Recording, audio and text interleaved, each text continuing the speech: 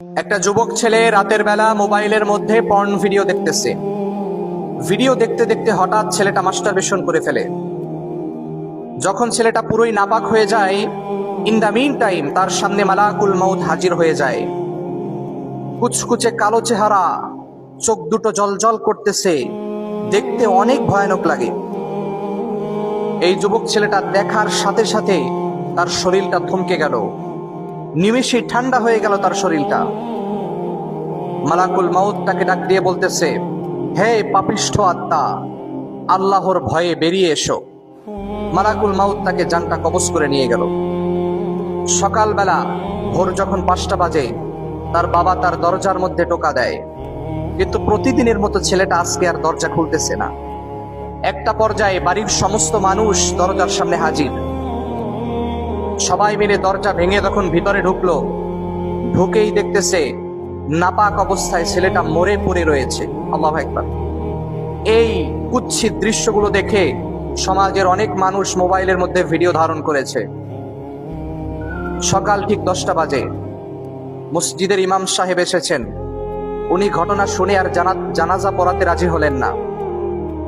স্থানীয় একজন শায়েখ আসলেন, বুজুর্গ ব্যক্তি। উনি ঘটনা শুনে জানাজা পড়াতে রাজি হলেন। পরবর্তী ক্ষণে একজন বলতেছে, শায়েখ আপনি জানাজা পড়তে পারেন, কিন্তু এই বেয়াদবের জানাজা আমরা পড়ব না। নাউজুবিল্লাহ। তখন শায়েখ বলতেছে, শোনো, এই যুবক ছেলেটা অন্যায় করেছে নিজের সাথে, এই ছেলেটা অন্যায় করেছে তার মালিকের সাথে।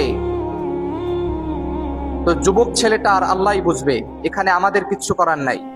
আমাদের দায়িত্ব হচ্ছে একে এখন জানাজা দিয়ে দাফন কাফন করে কবরে রেখে আসা। সবাই শায়েখের কথা মতো জানাজা পড়লো, ছেলেটাকে কবরে রেখে আসলো। প্রিয় ভাই, একবার কল্পনা করে দেখেন, আপনার সাথে ওই ঘটনাটা ঘটতে কতক্ষণ? আপনি রাতের বেলা ঘুমানোর পূর্বে অশ্লীল ভিডিও দেখেন, মাস্টারবেশন করেন। কখনো কি ভেবে দেখেছেন প্রতিদিন সকাল হয়, যেদিন আপনি এই অশ্লীল কাজগুলো করবেন সেদিন যদি আর সকাল না হয়, আপনার কি অবস্থা হবে? যদি মালাকুল মাউত আপনাকে প্রশ্ন করে যে হে পাপিষ্ঠ আত্মা, তুমি কিভাবে এই খারাপ কাজ করলে, তখন আপনি কি জবাব দিবেন? আল্লাহ তাআলা যখন আপনাকে কবরের মধ্যে জিজ্ঞেস করবে যে বান্দা তুই কেমনে পারলি এই কাজটা করতে, কি জবাব দেবেন আপনি সেদিন? আল্লাহ আমাদের সকল ভাইদেরকে সহি বুঝ দান করুন। আমিন।